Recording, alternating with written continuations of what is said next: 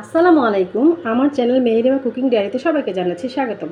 আবারও একটি নতুন রেসিপি নিয়ে আপনাদের সামনে চলে এসেছি। রেসিপিটি হচ্ছে কাঁচা আমের আমসত্ত্ব। এটা আমি দুই কালারের বানাবো। যেহেতু কাঁচা আম, একটা হচ্ছে গ্রিন কালার আর একটা হচ্ছে আমি জর্দার কালার দিব। আর এখানে যা যা উপকরণ আছে তা আমি আপনাদের একবার দেখিয়ে দিচ্ছি। এই যে এখানে আমি কাঁচা আম 2 কেজি পরিমাণ নিয়েছি, চিনি 2 কাপ লাগবে, মরিচের গুঁড়া 1 চামচ, বিট লবণ 1 চামচ, লবণ 1 চামচ, আর তারপরে স্বাদ মতো দেওয়া লাগবে লবণটা, গোলমরিচের গুঁড়া সাদা, সরিষার তেল, আর এখানে হচ্ছে ফুড কালার গ্রিন আর হচ্ছে জর্দার কালার, এই আর কি। এখন এই কাঁচা আমের আমসত্ত্ব বানানোর জন্য আমি প্রথমেই আমগুলোকে ভালো করে ধুয়ে ছোট ছোট করে কেটে অল্প পানি দিয়ে সিদ্ধ হতে দিব। এই যে আমি আমগুলো ভালো মতো ছিলে ছোট ছোট করে কেটে ধুয়ে নিয়েছি, আর লবণ পানি দিয়ে আমি আধা ঘন্টা ভিজিয়ে রেখেছিলাম যাতে এই আমের কষগুলো উঠে যায়, মানে টক ভাবটা একটু কম লাগে। এখন আমি এটাকে এই যে চুলার মধ্যে একটা পাত্র বসিয়ে দিয়েছি, দিয়ে এই যে আমগুলো সব দিয়ে দিব, কাঁচা আমগুলো। কিছু কিছু আম একটু হলুদ বর্ণের হয়ে এসেছে, তারপরে কাঁচা যেহেতু আমি একসাথে দিয়ে দিয়েছি, আর সাথে আমি অল্প পরিমাণে পানি দিব, দিয়ে এখন এটাকে আমি আধা ঘন্টা সিদ্ধ করে নিব। এখন আমি ঢাকনাটা উঠিয়ে দেখছি যে সিদ্ধ হয়েছে কিনা। 10 মিনিট হয়েছে, কিন্তু পানি একটু আছে, এই জন্য আমি পানিটা একটু টানায় নিব, তাই আমি আবার ঢেকে দিচ্ছি। আর এটা সিদ্ধ হওয়ার পরে ঠান্ডা করে আমি ব্লেন্ডারে ব্লেন্ড করে আপনাদের দেখাচ্ছি। আর আপনারা চাইলে ইচ্ছা করলে তারের চালনিতেও চেলে নিতে পারেন। এই যে আমি সিদ্ধ আমগুলো, কাঁচা সিদ্ধ আমগুলো ব্লেন্ড করে রেখেছি ভালো মতো। এখন আমি এই যে হাঁড়িতে বসিয়ে দিব। আমগুলো সিদ্ধ হতে খুব কম সময় লেগেছে, 30 মিনিটের জায়গায় 10 মিনিটে সিদ্ধ হয়ে গেছে, আমগুলো ভালো ছিল। এই যে এখন আমি পাত্রের মধ্যে ঢেলে দিচ্ছি স্টিকে।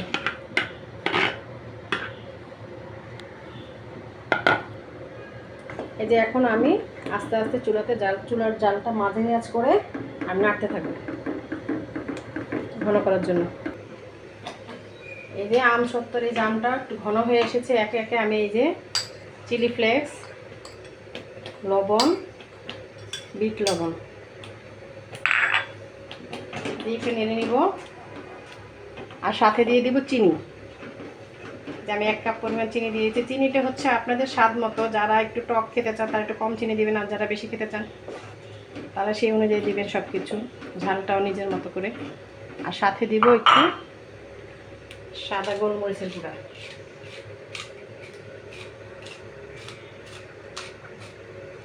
দিয়ে আমি এখন একটু ভালো করে নেড়ে ঘন করে নিব।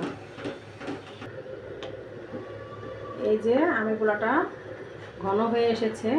এখন আমি যেহেতু কালার মিক্সড করব, এই জন্য আমি হাফ হাফ করে আলাদা করে নিব। এটা অন্য একটা ফ্রাই প্যানে হাফ হাফ করে আলাদা করে নিয়ে তারপর কালারটা মিক্সড করব।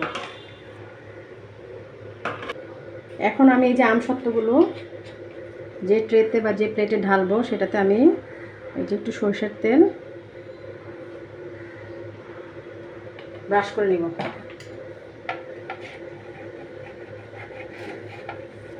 এই যে এখন আমি যেহেতু কাঁচা আম, তাই আমি এই যে ফুড কালার মিক্স করব, 2-3 ফোঁটা, বেশি না।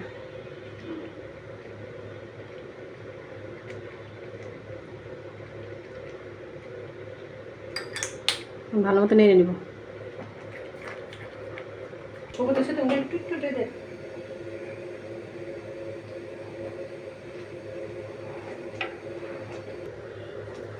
এই যে আমি এখন চুলাটা বন্ধ করে দিয়েছি, আর এই যে ঢেলে দিচ্ছি ট্রের মধ্যে।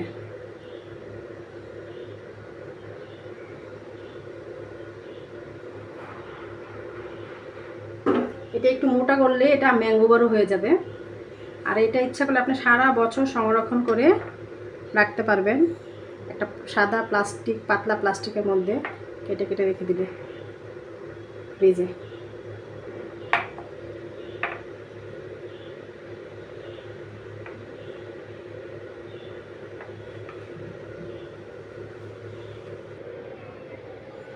এই যে আমি ট্রেতে ঢেলে নিয়েছি। এখন এটা আমি ফ্যানের বাতাসে শুকাতে দিব। আর চাইলে আপনারা রোদেও শুকাতে পারেন একদিন, আর যদি না শুকায় তাহলে পরের দিনও আপনারা শুকিয়ে নেবেন। তারপর শুকানোর পরে আপনাদের এটা আমি দেখাবো। গ্রিন কালারটা হয়ে গেছে। এখন আমি এই যে জর্দার কালার দিয়ে এটাকে জর্দা রঙের মতো বানাবো কালারটা। এই যে এখন আমি একটু জর্দার কালার মিক্সড করে নিব, তাহলে জর্দার কালারের মতো রঙটা হবে। এই যে মিক্সড করে একটু ভালো মতো নাড়তে থাকবে।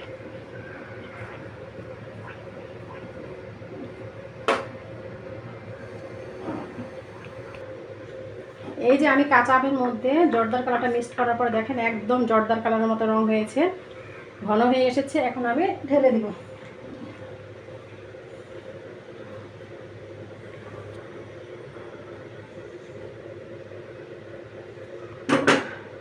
এই যে ঢেলে এই যে প্লেটটা এভাবে করে তারপরে সারা রাত ফ্যানে শুকাতে দিবেন। আর যদি না শুকায় তাহলে পরের দিনও এটা শুকাতে হবে। আর এটা শুকানোর পরে কেমন লাগবে সেটা আমি আপনাদের পরে দেখাবো। এই যে আমসত্ত্বটি একদিন শুকানোর পরে শুকিয়ে গেছে। এখন এই যে দেখেন এই যে আমসত্ত্বটা হয়ে গেছে। এই যে অরেঞ্জ কালার জর্দার কালারটা হয়ে গেছে। এখন আমি এটা কেটে পরিবেশন করে দেখাচ্ছি।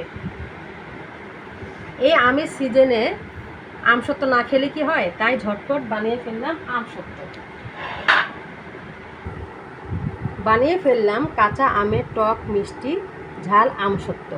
এটা খেতে বেশ ভালো লাগে। আমার মতো আপনারা এই ভিডিওটা দেখে বানাবেন এবং পরিবারের সবাইকেও খাওয়াবেন। আমার তো এটা দেখে একদম জিভে জল এসে যাচ্ছে। আর আমার এই চ্যানেলে ভিডিওটি যদি ভালো লেগে থাকে অবশ্যই লাইক কমেন্ট শেয়ার করবেন, আমার চ্যানেলটিকে সাবস্ক্রাইব করবেন, আমার পেজটিকে ফলো দেবেন। আল্লাহ হাফেজ।